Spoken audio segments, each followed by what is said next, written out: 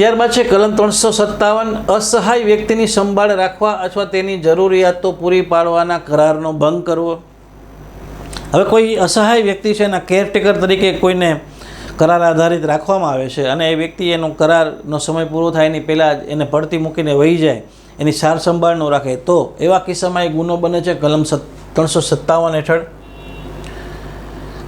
જે કોઈ વ્યક્તિ તરુણાવસ્થાને અથવા મગજની અસ્થિરતાનો અથવા કોઈ રોગ કે શારીરિક નબળાઈને કારણે પોતાની સંભાળ રાખવા અથવા પોતાની જરૂરિયાતો પૂરી પાડવા અસહાય અથવા અશક્તિમાન હોય એવી બીજી કોઈ વ્યક્તિની સંભાળ રાખવા કાયદેસરના કરારથી બંધાયેલી હોય અને સ્વેચ્છાપૂર્વક તેમ ન વર્તે તેને 3 મહિનાની મુદત સુધીની બેમાંથી કોઈ પણ પ્રકારની સજા થઈ શકે અને 5000 રૂપિયાનો દંડ છે।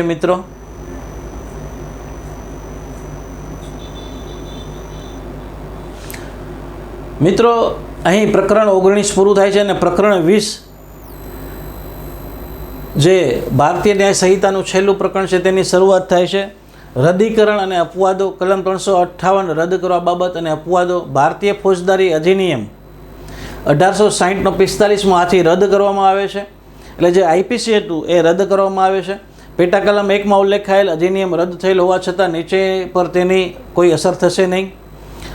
રદ થયેલ અધિનિયમ અગાઉની કામગીરી અથવા તે હેઠળ વિધિવત થયેલ કે ભોગવેલ કોઈ બાબત, હવે આઈપીસી રદ થઈ ગયું પરંતુ ક્યાં ક્યાં એ અસર નહીં કરે, તો રદ થયેલ અધિનિયમ અગાઉની એટલે આ જે રદ થયું એની અગાઉ માની લો આઈપીસી હેઠળ જે કંઈ પણ ગુનાઓ રજીસ્ટર થયા છે, જે ટ્રાયલો ચાલે છે અથવા જે સજાઓ સંભળાવવામાં આવી છે એ યથાવત રહેશે, એમાં આ નવા કાયદાની અસર નહીં થાય। ત્યારબાદ રદ થયેલ અધિનિયમ અન્યવયે પ્રાપ્ત થયેલ ઉપાર્જિત કે ઉપાડેલ કોઈ અધિકાર, વિશેષાધિકાર, જવાબદારી કે ઉત્તરદાયિત્વ, એટલે આઈપીસી હેઠળ કે સીઆરપીસી હેઠળ જે કંઈ પણ ઉપાર્જિત થયું હોય, ઉપાડેલું હોય, કોઈ અધિકાર પ્રાપ્ત થયો હોય, વિશેષાધિકાર પ્રાપ્ત થયો હોય, જવાબદારી કે ઉત્તરદાયિત્વ એને અસર થશે નહીં। રદ થયેલ અધિનિયમ વિરુદ્ધ કરવામાં આવેલ કોઈ ગુનાના સંબંધમાં ઉપાર્જિત કોઈ શિક્ષા કે દંડ, એટલે જે સજાઓ કરવામાં આવી છે એને પણ અસર કરશે નહીં, દંડને પણ અસર નહીં કરે।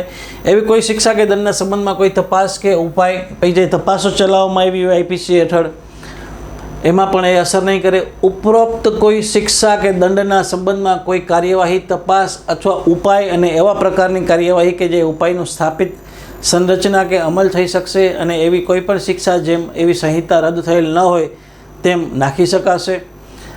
આવી રીતે રદ થયેલ હોવા છતાં સદ્દર અધિનિયમ હેઠળ કરવામાં આવેલ કાંઈ પણ તે હેઠળ લેવામાં આવેલ કોઈ પણ પગલું આ સંહિતાના સુસંગત જોગવાઈઓ હેઠળ કરવામાં આવેલ કે લેવામાં આવેલ હોવાનું માનવામાં આવશે।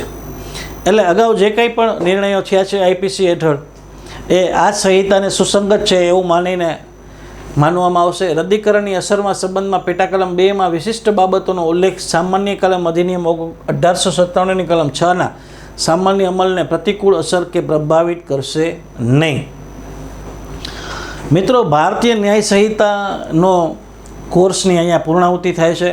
મેં મારી રીતે નમ્ર પ્રયાસ કર્યો છે કે શુદ્ધ અને સરળ ગુજરાતી ભાષામાં આ તમામ કલમો અને તમામ પ્રકરણો મેં સમજાવવાનો પ્રયાસ કર્યો છે। હું આશા રાખું છું કે તમને આ બધા વિડીયો છે જે આખા કોર્સના, આખા ભારતીય ન્યાય સંહિતાના એ કામ આવશે।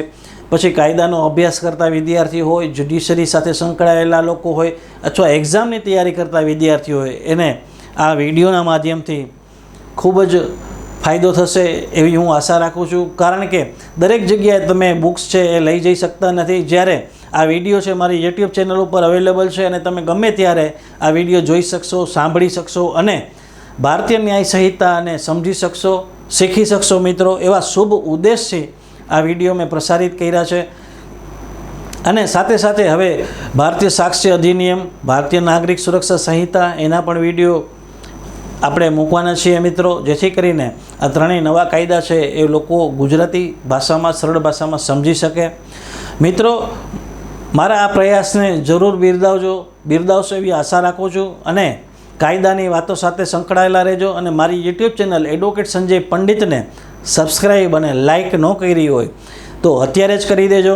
મેં આખો કોર્સ આપણે સમજાવવાનો પ્રયાસ કર્યો છે અને આપણા જેને કહેવાય કે આપણા કલ્ચરમાં એવું કહેવાય છે કે કોઈ પણ વ્યક્તિ પાસેથી જો આપણને કંઈ શીખવા મળે છે તો એ ગુરુ સમાન હોય છે અને એને ગુરુ દક્ષિણા આપવાની પ્રથા આપણા કલ્ચરમાં છે, ભારતના કલ્ચરમાં છે। તો હું પણ ગુરુ દક્ષિણાની અપેક્ષા રાખું છું આપની પાસેથી। મારે કોઈ પૈસા કે બીજું કાંઈ જોતું નથી, પણ ગુરુ દક્ષિણામાં આપના આશીર્વાદ અને આપનો પ્રેમ મને જોઈશે મિત્રો. આપના આશીર્વાદ અને આપનો પ્રેમ મને આપને મળતો રહેશે. અને મારી ચેનલને સબસ્ક્રાઈબ ન કરી તો અત્યારે જ કરી દેજો. ફરી પાછો નજીકના ભવિષ્યમાં નવા લીગલ ઇસ્યુ, નવા વિડીયો સાથે આપની સમક્ષ રજૂ થઈશ. ત્યાં સુધી મને રજા આપશો. પોતાનું ખૂબ જ ધ્યાન રાખજો. Take care. જય હિન્દ.